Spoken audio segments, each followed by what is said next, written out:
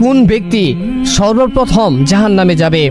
যেই শ্রেণীর ব্যক্তি প্রথমেই জাহান্নামে যাবে সে কোনো চোর ডাকাত নয়, জেনাকারী নয়, হত্যাকারী নয়, এমনকি সে কখনো শিরিক করেনি।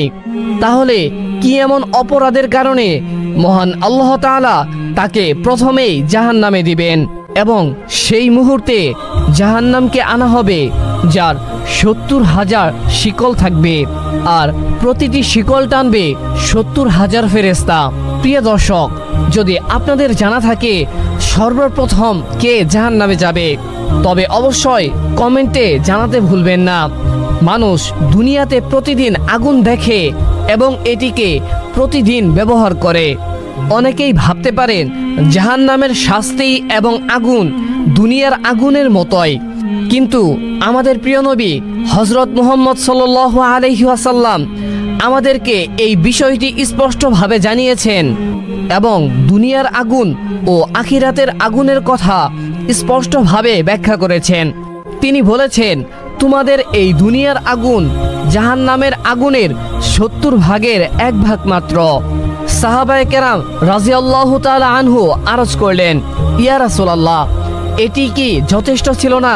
তিনি বললেন, জাহান্নামের আগুন দুনিয়ার আগুনের চাইতে আরো 99 ভাগ বেশি উত্তপ্ত। প্রতিটি অংশ দুনিয়ার আগুনের মতোই তীব্র। জাহান্নামের আগুন হবে বিশাল এবং প্রচণ্ড ভয়ানক ও অতুলনীয়। কিয়ামতের দিন জাহান্নামকে আনা হবে যার 70,000 শিকল থাকবে, প্রতিটি শিকল টানবে 70,000 ফেরেশতা। কিন্তু প্রশ্ন হলো, কারা হবে সেই দুর্ভাগা? মহান আল্লাহ তাআলা তাদের থেকে আমাদেরকে রক্ষা করুন। নবী করিম সাল্লাল্লাহু আলাইহি ওয়াসাল্লাম আমাদেরকে জানিয়েছেন যে জাহান্নামে প্রবেশকারীদের 2টি শ্রেণীতে ভাগ করা হয়েছে। প্রথম শ্রেণী হলো তাহারা যারা মহান আল্লাহ তাআলার প্রতি ঈমান এনেছে এবং তাওহীদের প্রতি বিশ্বাসী, কিন্তু তারা পাপ ও গুনাহ করেছে।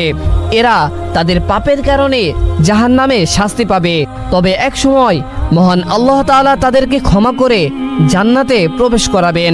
আমরা আল্লাহ তাআলার কাছে দোয়া করি তিনি যেন আমাদেরকে জান্নাতে প্রবেশ করান। দ্বিতীয় শ্রেণী হলো তারা যারা কুফরির উপর জীবন চালিয়েছে এবং সেখানেই মৃত্যুবরণ করেছে।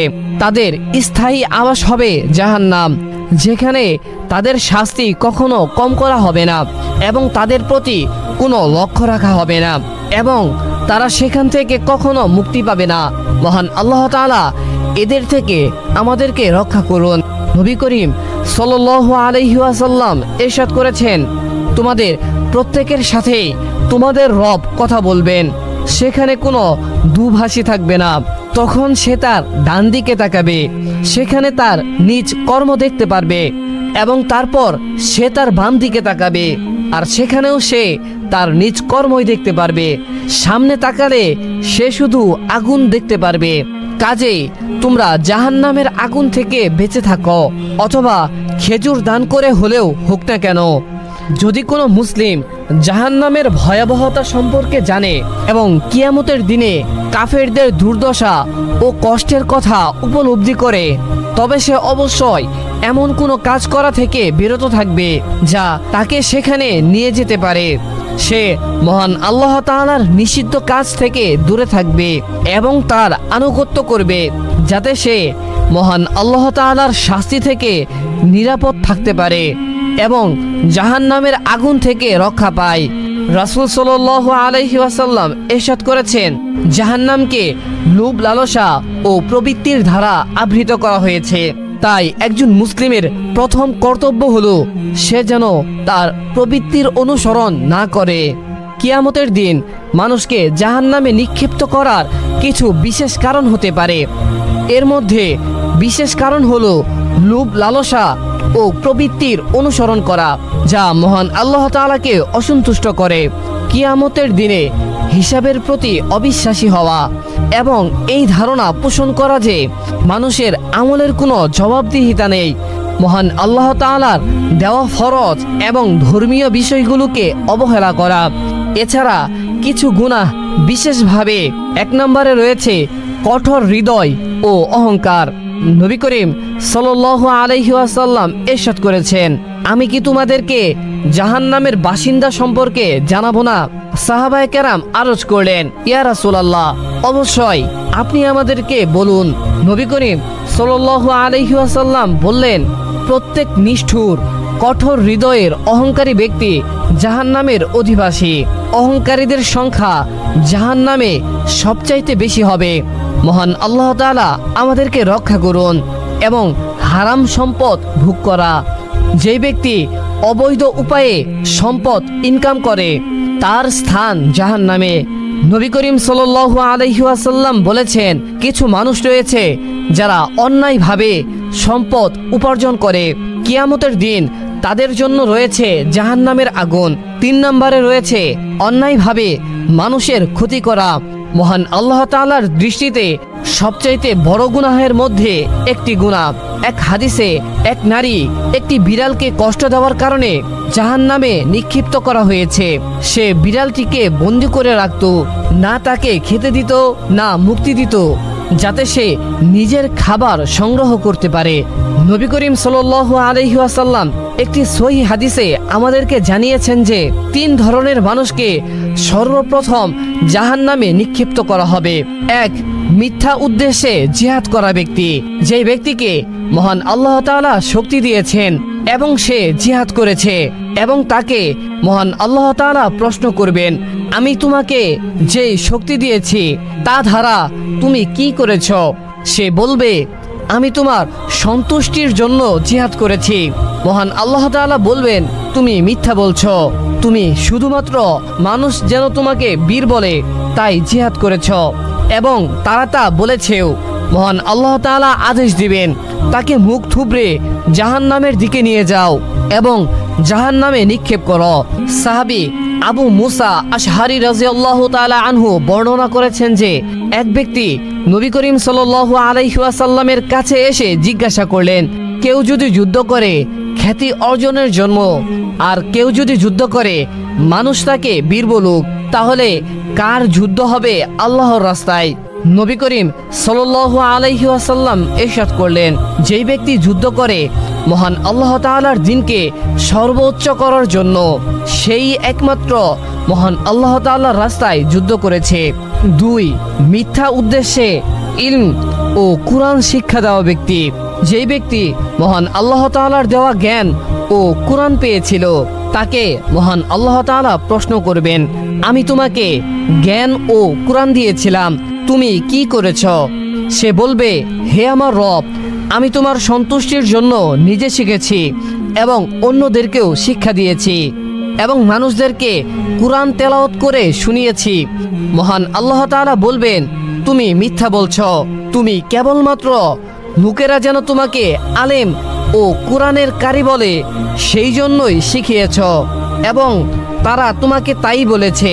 অতঃপর আল্লাহ তাআলা আদেশ দিবেন, তাকে মুখ থুবড়ে নিয়ে যাও এবং জাহান্নামে নিক্ষেপ করো। 3 নম্বরে লোক দেখানোর জন্য দান সদকা করা ব্যক্তি, যেই ব্যক্তি মহান আল্লাহ তাআলার দেওয়া সম্পদ পেয়েছিল, তাকে মহান আল্লাহ তাআলা প্রশ্ন করবেন, আমি তোমাকে সম্পদ দিয়েছিলাম, তুমি কি করেছ? সে বলবে, হে আমার রব, আমি তোমার সন্তুষ্টির জন্য তা দান করেছি। মহান আল্লাহ তাআলা বলবেন, তুমি মিথ্যা বলছ, লোকেরা যেন তোমাকে দানশীল ও উদার ব্যক্তি বলে তাই তুমি দান করেছ এবং তারা তোমাকে তাই বলেছে। অতঃপর আল্লাহ তাআলা আদেশ দিবেন, তাকে মুখ থুবড়ে জাহান্নামে নিক্ষেপ করো। যদি মহান আল্লাহ তাআলা কাউকে কোনো নিয়ামত দান করেন, তবে তার উচিত আল্লাহ তাআলার শুকরিয়া আদায় করা। এই শুকরিয়া শুধু কথায় নয়, কাজেও প্রমাণ হওয়া উচিত। আমাদের প্রতিটি আমল একমাত্র আল্লাহ তাআলার সন্তুষ্টির জন্যই হওয়া উচিত। এতে কোনো ধরনের লোক দেখানো, খ্যাতি অর্জনের ইচ্ছা বা অন্য কোনো প্রশংসা পাওয়ার ইচ্ছা থাকা উচিত নয়, কারণ রিয়া এক ধরনের গোপন শিরিক। মহান আল্লাহ তাআলা আমাদেরকে এই ধরনের গুনাহ থেকে বেঁচে থাকার তৌফিক দান করুন এবং সর্বশেষ জান্নাতে পৌঁছানোর তৌফিক দান করুন, আমিন। কারবালার ময়দানে হযরত ইমাম হুসাইন রাদিয়াল্লাহু তাআলা আনহুকে নির্মমভাবে হত্যা করার পর ইয়াজিদ বাহিনীরা তার দেহ মুবারক থেকে মাথা মুবারক আলাদা করে দিয়েছিল। এরপর ইয়াজিদ বাহিনীরা সেই মাথা মুবারক এবং তার পরিবারের যেই কয়েকজন জীবিত ছিল তাদেরকে নিয়ে বাদশাহ ইয়াজিদের মহলে রওনা দিল। এরপর ইয়াজিদের মহলের ভিতরে পৌঁছে এক সিপাহী হযরত ইমাম হুসাইন রাদিয়াল্লাহু তাআলা আনহুর কাটা মাথা ইয়াজিদের সামনে রেখে দিল। হযরত ইমাম হুসাইন রাদিয়াল্লাহু তাআলা আনহুর কাটা মাথাকে দেখে ইয়াজিদ অনেক খুশি হলো। তারপর তার নিজের ছুরি দিয়ে হযরত ইমাম হুসাইন রাদিয়াল্লাহু তাআলা আনহুর মাথা মুবারকে একটি আঘাত করল। তারপর সে বলল, হে মানুষ সকল, যে আমার বিরোধিতা করবে তার শেষ পরিণতি এমনই হবে।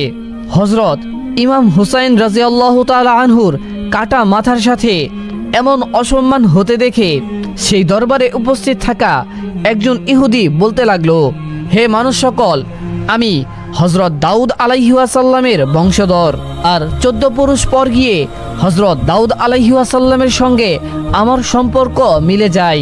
হে মানুষ সকল, আমার আর হযরত দাউদ আলাইহি ওয়াসাল্লামের মধ্যে 14 পুরুষের পার্থক্য, তবুও আমার জাতির মানুষেরা আমাকে খুবই সম্মান করে। আর এক তোমরা তোমাদের নবী হযরত মুহাম্মদ সাল্লাল্লাহু আলাইহি ওয়াসাল্লামের প্রিয় নাতির মাথাকে কেটে দিলে। আর শুধু তাই নয়, দরবারে বসে তার মাথা মুবারকের সাথে এমন অসম্মান আচরণ করছো। হযরত ইমাম হুসাইন রাদিয়াল্লাহু তাআলা আনহুর পর হযরত জৈনব রাদিয়াল্লাহু তাআলা আনহা ইমাম জৈনুল আবেদিনকে বুকে জড়িয়ে কান্না করে যাচ্ছিল। আর নিজের ভাই হযরত ইমাম হুসাইন রাদিয়াল্লাহু তাআলা আনহুর কাটা মাথার সাথে এমন দুর্ব্যবহার দেখে মহান আল্লাহ তাআলার কাছে ফরিয়াদ করে যাচ্ছিলেন। তখন ইয়াজিদ হযরত জৈনুল আবেদিনকে বলল, হে জৈনুল আবেদিন, তুমি দেখে নিলে তোমার বাবা আমার সাথে এমন আচরণ করেছিল, সেই জন্য মহান আল্লাহ তাআলা তার কেমন পরিণতি করলো। ইয়াজিদের কথা শুনে হযরত জৈনুল আবেদিন পবিত্র কুরআন শরীফ থেকে একটি আয়াত তেলাওয়াত করে তার উত্তর দিলেন, হে ইয়াজিদ, এই পৃথিবীতে যা কিছু হয়ে থাকে সে সব কিছুই আমার আল্লাহ তাআলার হুকুমেই হয়ে থাকে। তখন ইয়াজিদ উত্তর দিল, এই সব কিছু তোমাদের পিছনে করে থাকা কাজের কারণেই হয়েছে। অতঃপর ইয়াজিদ হযরত জৈনবের হাতে ইমাম হুসাইন রাদিয়াল্লাহু তাআলা আনহুর মাথাকে রেখে বলতে লাগলো, তোমরা এবার সসম্মানে তোমাদের ঘর মদিনাতে যেতে পারো। তারপর হযরত জৈনব রাদিয়াল্লাহু তাআলা আনহা কান্না করতে করতে নিজের ঘরের মানুষদের সাথে মদিনার দিকে রওনা দিলেন। হযরত জৈনব রাদিয়াল্লাহু তাআলা আনহা পুরো রাস্তাতে নিজের ভাইয়ের কাটা মাথাকে দেখে কান্না করে যাচ্ছিলেন। আর শেষ পর্যন্ত এই গরিব অসহায় কাফেলা কয়েকদিন পর্যন্ত সফর করার পর মদিনায় গিয়ে পৌঁছালো। যখন লোকজন জানতে পারল যে হযরত ইমাম হুসাইন রাদিয়াল্লাহু তাআলা আনহুর মাথা মুবারককে শত্রুরা আলাদা করে দিয়েছে, তখন মানুষদের মধ্যে যেন কিয়ামত নেমে আসলো। প্রত্যেক ঘর থেকেই কান্নার আওয়াজ ভেসে আসতে লাগলো। মদিনার সকল মানুষ একত্রে হয়ে হযরত জৈনব রাদিয়াল্লাহু তাআলা আনহার কাছে এসে পৌঁছালেন। এমন সময়ে হযরত জৈনব রাদিয়াল্লাহু তাআলা আনহা চুপচাপ বসেছিলেন, কারো সাথে একটু কথাও বলছিলেন না। হযরত জৈনব রাদিয়াল্লাহু তাআলা আনহার হাতে হযরত ইমাম হুসাইন রাদিয়াল্লাহু তাআলা আনহুর কাটা মাথা তার হাতে ছিল, আর চোখ থেকে অশ্রু প্রতিনিয়ত ঝরে যাচ্ছিল। তারপর হযরত জৈনব রাদিয়াল্লাহু তাআলা আনহা নিজের ভাইয়ের কাটা মাথাকে নিয়ে নিজের নানাজান হুজুর সাল্লাল্লাহু আলাইহি ওয়াসাল্লামের কবরের দিকে যেতে লাগলেন। অতঃপর যখন হযরত জৈনব রাদিয়াল্লাহু তাআলা আনহা হুজুর সাল্লাল্লাহু আলাইহি ওয়াসাল্লামের কবরের কাছে পৌঁছালেন, তখন তার চোখ থেকে অশ্রু সীমাহীনভাবে ঝরে যাচ্ছিল। তারপরেও হযরত জৈনব রাদিয়াল্লাহু তাআলা আনহা হুজুর সাল্লাল্লাহু আলাইহি ওয়াসাল্লামের কবরের কাছে গিয়ে হযরত ইমাম হুসাইন রাদিয়াল্লাহু তাআলা আনহুর কাটা মাথাকে রেখে এমন বয়ান করলেন, যেটা শুনে মদিনার সকল মানুষ কান্না করতে লাগলো। হযরত জৈনব রাদিয়াল্লাহু তাআলা আনহা হুজুর সাল্লাল্লাহু আলাইহি ওয়াসাল্লামের কবরের সামনে দাঁড়িয়ে বলতে লাগলেন, হে আমার নানাজান, যদি আজ আপনি পৃথিবীতে বেঁচে থাকতেন তাহলে দেখতে পারতেন আপনার উম্মতের লোকেরাই আপনার প্রিয় নাতির কি অবস্থা করেছে। প্রথমে তাকে শহীদ করেছে, তারপর তার শরীরের উপর দিয়ে ঘোড়া দৌড়িয়েছে, যখন এখান থেকেও তাদের মন ভরেনি, তখন শত্রু দলেরা তোমার প্রিয় নাতি হুসাইনের মাথাকে কেটে দিয়েছে। হযরত জৈনব রাদিয়াল্লাহু তাআলা আনহা নিজের নানাজান হুজুর সাল্লাল্লাহু আলাইহি ওয়াসাল্লামের কবরের সামনে দাঁড়িয়ে ফরিয়াদ করে যাচ্ছিলেন এবং অশ্রু প্রতিনিয়ত চোখ থেকে ঝরে যাচ্ছিল এবং মদিনাবাসীরাও হযরত জৈনবের পিছনে দাঁড়িয়ে তার দুঃখ ভরা ফরিয়াদ শুনে কান্না করে যাচ্ছিলেন। শেষ পর্যন্ত সন্ধ্যা নেমে আসার আগে আগে হযরত ইমাম হুসাইন রাদিয়াল্লাহু তাআলা আনহুর কাটা মাথাকে তার মা হযরত ফাতেমা রাদিয়াল্লাহু তাআলা আনহার কবরের পাশেই দাফন করে দেওয়া হয়। অতঃপর যেই সব লোকেরা হযরত ইমাম হুসাইন রাদিয়াল্লাহু তাআলা আনহুকে এমন ভয়ানকভাবে হত্যা করেছিল, মহান আল্লাহ তাআলা সেই সকল মানুষদেরকে এই পৃথিবীতে সাজা দিয়েছিলেন। কারবালার ময়দানে শত্রুদের মধ্যে থেকে এক ব্যক্তি যার নাম ইবনে জুয়ারা ছিল, সে হযরত ইমাম হুসাইন রাদিয়াল্লাহু তাআলা আনহুকে ডেকে গালি দিয়েছিল আর অশ্লীল অশ্লীল ভাষা বলেছিল। সেই জন্য হযরত ইমাম হুসাইন রাদিয়াল্লাহু তাআলা আনহু তার জন্য বদদুয়া করেছিলেন এবং বলেছিলেন, হে ইবনে জুয়েরা, মহান আল্লাহ তাআলা যেন তোমার শরীরকে টুকরো টুকরো করে দেয়। এবং এমনটাই হয়েছিল। একদিন ইবনে জুয়েরার ঘোড়া পাগল হয়ে এদিক ওদিক ছুটতে থাকে, আর ঘোড়া পাগল হয়ে যাওয়ার কারণে ইবনে জুয়েরা ঘোড়া থেকে পড়ে যায়, কিন্তু তার একটি পা ঘোড়াতে বাঁধা থাকে এবং সে ভয়ানকভাবে ফেঁসে যায়। এবং তারপর সেই পাগলা ঘোড়া তাকে টানতে টানতে পাথরের উপর দিয়ে দৌড়াতে থাকে। সেই ঘোড়া ইবনে জুয়েরাকে এত জোরে টানতে টানতে নিয়ে যাচ্ছিল যে কারণে ধারালো পাথরের আঘাতে ইবনে জুয়েরার শরীর কেটে কেটে পড়ছিল। শেষ পর্যন্ত তার শরীর কেটে ক্ষত বিক্ষত হয়ে যায়, শুধুমাত্র তার পা বেঁচে গিয়েছিল, যেই পা সেই ঘোড়ার দড়িতে ফেসে গিয়েছিল। হযরত ইমাম হুসাইন রাদিয়াল্লাহু তাআলা আনহু যখন কারবালার ময়দানে 3 দিন পিপাসার্ত থেকে দরিয়ার কিনারে বসে পানি পান করতে যাচ্ছিলেন, ঠিক সেই সময় শত্রুদের মধ্যে এক ব্যক্তি যার নাম ইবনে নুমাইর ছিল, সে হযরত ইমাম হুসাইন রাদিয়াল্লাহু তাআলা আনহুর মুখের দিকে একটি তীর ছুঁড়ে দেয়। তারপর সেই তীর হযরত ইমাম হুসাইন রাদিয়াল্লাহু তাআলা আনহুর গর্দানে লেগে আরেক সাইড দিয়ে বের হয়ে যায়, যেই কারণে হযরত ইমাম হুসাইন রাদিয়াল্লাহু তাআলা আনহু পানি আর পান করতে পারলেন না, আর গর্দান মুবারক থেকে রক্ত বের হতে লাগলো। তখন হযরত হুসাইন রাদিয়াল্লাহু তাআলা আনহু ইবনে নুমাইরকে বললেন, হে জালেম, যেমনি ভাবে তুই আমাকে পানি পান করতে দিলি না, ঠিক এমনই ভাবে মহান আল্লাহ তাআলা যেন তোকে সবসময় পিপাসার্ত রাখেন। হযরত ইমাম হুসাইন রাদিয়াল্লাহু তাআলা আনহুর এই বদদুয়া সেই শত্রুর উপর এমন প্রভাব ফেলল, এরপর সেই ব্যক্তি যতই পানি পান করত কিন্তু তার পিপাসার্ত কখনোই মিটত না। শেষ পর্যন্ত সে এত বেশি পানি পান করে ফেলেছিল যে যেই কারণে তার পেট ফেটে যায় এবং সেখানেই তার মৃত্যু হয়ে যায়। এই শত্রুদের সর্দার ইবনে জিয়াদ, যে হযরত ইমাম হুসাইন রাদিয়াল্লাহু তাআলা আনহুর মাথাকে কাটার হুকুম দিয়েছিল, মানে তার আদেশেই ইমাম হুসাইন রাদিয়াল্লাহু তাআলা আনহুর মাথাকে কাটা হয়েছিল। এই ইবনে জিয়াদের গোলাম বর্ণনা করছেন যে যখন ইবনে জিয়ার হযরত ইমাম হুসাইন রাদিয়াল্লাহু তাআলা আনহুর মাথাকে কেটে সন্ধ্যাবেলায় তার মহলে পৌঁছালো, তখন সেই সন্ধ্যাতে আমিও তার সাথে ছিলাম। ঠিক যখনই সে তার মহলে পা রাখতেই যাবে, তখন হঠাৎ করে একটি আগুনের গোলা তার উপরে চেপে ধরল। তখন এমনটি মনে হচ্ছিল যে আমার সর্দার হযরত ইবনে জিয়াদকে সে আগুনটি মেরেই ফেলবে, কিন্তু হঠাৎ করেই সেই আগুন গায়েব হয়ে যায়। যখন ইবনে জিয়াদ আমাকে জিজ্ঞেস করলেন, তুইও কি সেই আগুনটি দেখেছিলি যেটা আমাকে এখন চেপে ধরেছিল? তখন আমি বললাম, জি সর্দার, আমিও সেই আগুনটিকে দেখতে পেয়েছিলাম। তখন ইবনে জিয়াদ আমাকে বলতে লাগলো, এই কথা কাউকে যেন বলিস না, এটি গোপন করে রাখবি। হযরত সুফিয়ান সৌরি ইরশাদ করেছেন যে হযরত ইমাম হুসাইন রাদিয়াল্লাহু তাআলা আনহুকে হত্যা করা শত্রুদের মধ্য থেকে আমি 2 জন হত্যাকারীর খারাপ পরিণতি হতে দেখেছিলাম। তার মধ্যে একজন এমন ব্যক্তি ছিল যার লজ্জাস্থান নিজে নিজে বৃদ্ধি হতে লাগছিল, আর তারপর সেই ব্যক্তি লজ্জাতে কোনো মানুষের সামনে যেতেই পারত না এবং সে ঘরের ভিতরেই বসে থাকত। তারপর আমি দ্বিতীয় মানুষের পরিণতি এমন হতে দেখেছিলাম যে তার এত এত বেশি পিপাসা লাগতো, যদি সে সমস্ত দরিয়ার পানীয় পান করে নিত তবুও তার পিপাসা মিটত না। শেষ পর্যন্ত একদিন সে এত বেশি পানি পান করে নিয়েছিল যে তার পেট ফেটে গিয়েছিল এবং সেখানেই সে মৃত্যুবরণ করেছিল, যে কারণে ইহুদিরা অভিশপ্ত। প্রিয় দর্শক, ইসলামে ইহুদিদেরকে নিয়ে অনেক আলোচনা রয়েছে।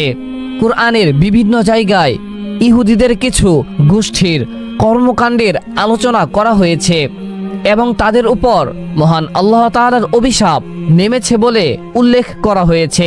ইসলামে কোনো পুরো জাতিকে নয়, বরং তাদের মধ্যে যারা অবাধ্য করেছে, মহান আল্লাহ তাআলার নির্দেশনা অমান্য করেছে, কেবল তাদের ব্যাপারেই নিন্দা করা হয়েছে। কোন কোন কারণে কুরআন ও হাদিসে কিছু ইহুদিদের অভিশপ্ত বলা হয়েছে, তার মধ্যেই এক নম্বরে রয়েছে মহান আল্লাহ তাআলার সাথে প্রতিশ্রুতি ভঙ্গ।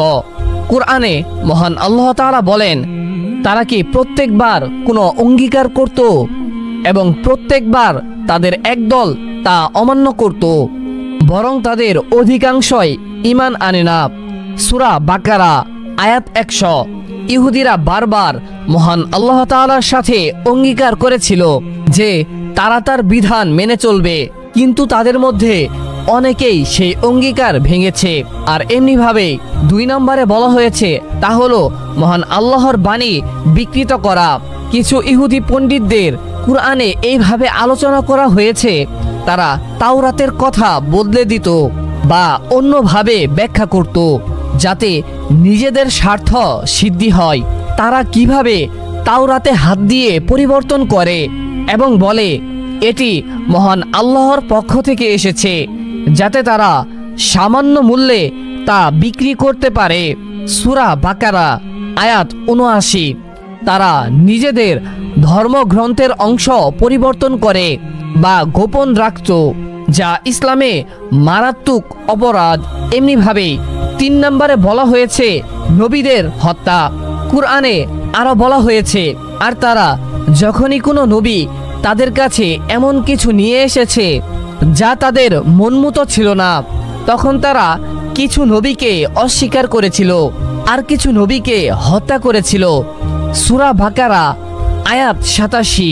ইতিহাসে দেখা যায় ইহুদিদের মধ্যে কিছু গোষ্ঠী তাদের নবীকে হত্যা করেছে বা তাদের ত্যাগ করেছে। ইসলামে এটিকে অনেক বড় পাপ হিসাবে গণ্য করা হয়। আর এমনিভাবেই 4 নম্বরে রয়েছে রিবা বা সুদ গ্রহণ। ইহুদিদের মধ্যে এমন কিছু গোষ্ঠীর উল্লেখ আছে যারা সুদ নিষিদ্ধ করা সত্ত্বেও তা গ্রহণ করত।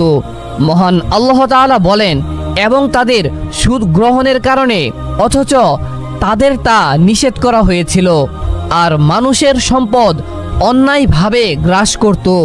আর এজন্যই তাদের মধ্যে যারা কুফরি করেছিল তাদের জন্য যন্ত্রণাদায়ক শাস্তি প্রস্তুত করেছি। সূরা নিসা আয়াত ১৬১।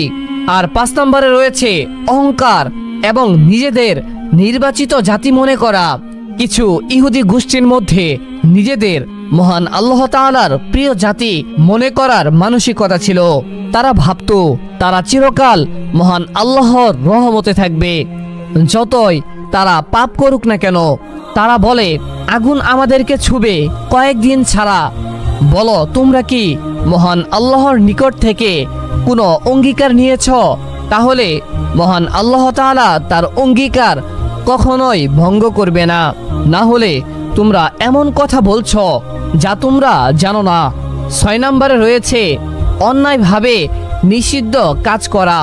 কুরআনে বলা হয়েছে ইহুদিদের মধ্যে কেউ কেউ এমন কাজ করত যা মহান আল্লাহ তাআলা হারাম করেছিলেন, যেমন ছলচাতুরির মাধ্যমে শনিবারের দিন মাছ ধরা, যা তাদের নিষেধ করা হয়েছিল। আর অবশ্যই তোমরা জানো, তোমাদের মধ্যে যারা শনিবারের দিন সীমা লঙ্ঘন করেছিল, তখন আমি বলেছিলাম তোমরা লাঞ্ছিত বানর হয়ে যাও, এবং তোমরা বানর হয়ে গিয়েছিলে।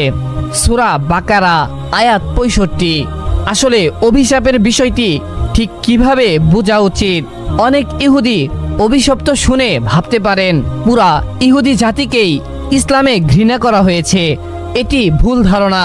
কুরআনে ও হাদিসে যারা মহান আল্লাহ তাআলার নাফরমানি করেছে তাদের উপর অভিশাপ এসেছে। যারা সৎ আল্লাহ ভীরু তারা অভিশপ্ত নয়। ইসলাম সবসময় ন্যায় বিচারের কথা বলে, অর্থাৎ ইহুদি জাতিকে নয়। তাদের মধ্যে যারা মহান আল্লাহ তাআলার নির্দেশ অমান্য করেছিল, মিথ্যা বলেছিল, নবী হত্যা করেছিল, তাদেরই সমালোচনা করা হয়েছে। ইসলামে কারো ধর্ম বা জাতিগত পরিচয়ের কারণে তাকে অভিশপ্ত বলা হয় না। কেবল পাপের কারণেই কোনো ব্যক্তি বা গোষ্ঠী অভিশপ্ত হয়। তাই আমাদের উচিত কুরআন ও হাদিস থেকে সঠিক জ্ঞান নিয়ে অন্য ধর্মাবলম্বীদের প্রতি আচরণ করা। মহান আল্লাহ তাআলা আমাদেরকে সঠিক জ্ঞান ও বুঝার ক্ষমতা দিন। আমিন। একদিন নবী করিম সাল্লাল্লাহু আলাইহি ওয়াসাল্লামের একজন সাহাবী ইন্তেকাল করলেন।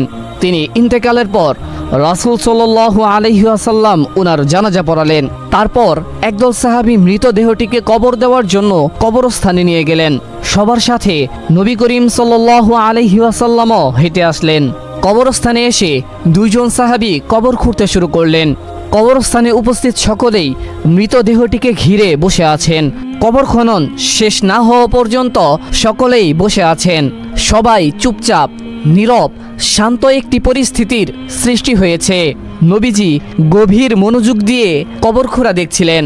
একটু পর তিনি সকলের দিকে তাকিয়ে বললেন, তোমরা কি জানো মানুষের মৃত্যুর পর তার আত্মার কি হয়?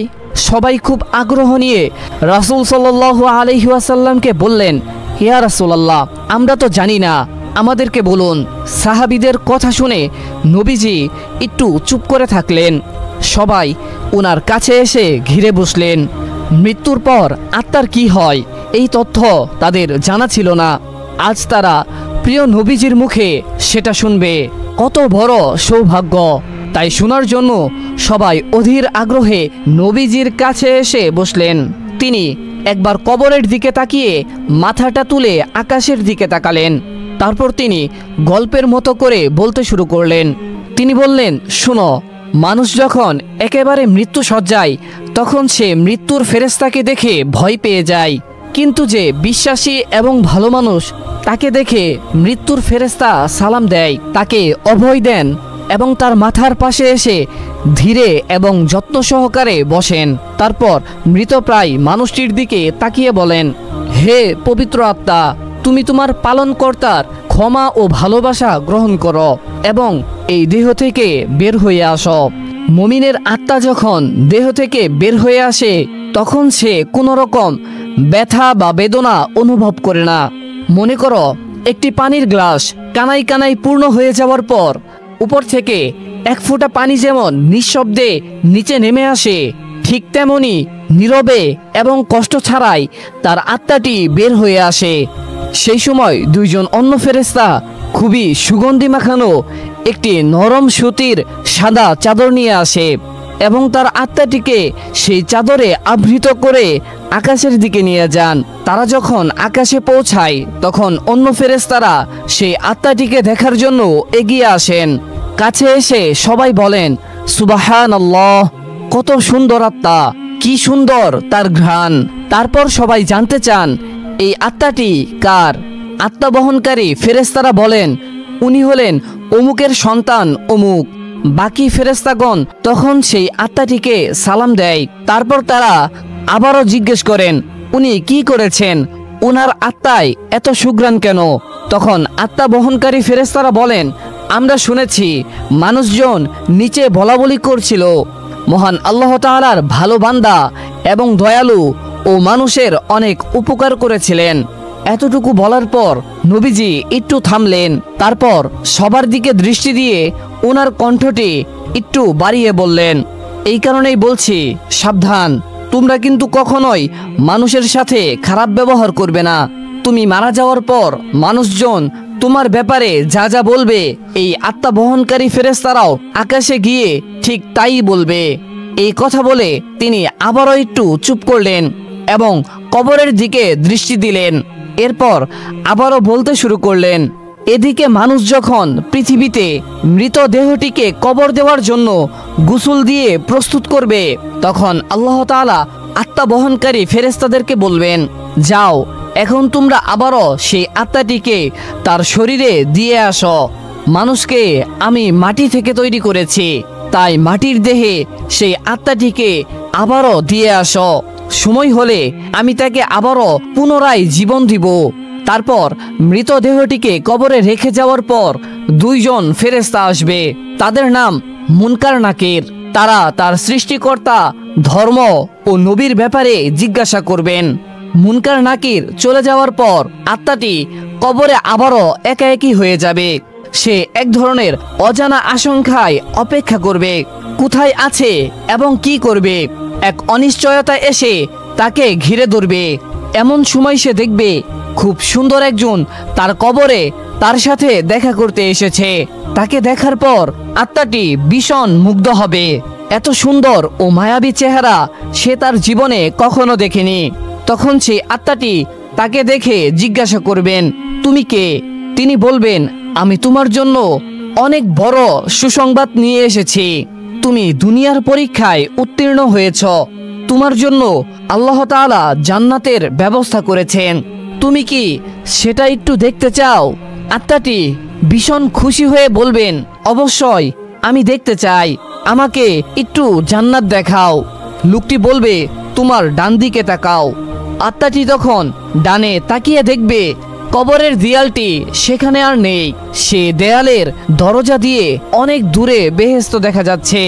বেহেশতের এই রূপ দেখে আত্মাটি অনেক মুগ্ধ হবে ও প্রশান্তি লাভ করবে এবং সেখানে যাওয়ার জন্য অস্থির হয়ে লোকটিকে জিজ্ঞাসা করবে, আমি সেখানে কখন যাব, কিভাবে যাব? তখন লোকটি মুচকি হেসে বলবেন, যখন তোমার সময় হবে তখনই তুমি সেখানে যাবে এবং থাকবে। আপাতত শেষ দিবস পর্যন্ত তোমাকে অপেক্ষা করতে হবে। তবে ভয় পেও না, আমি তোমার সাথে আছি, তোমাকে আমি সেই দিন পর্যন্ত সঙ্গ দিব।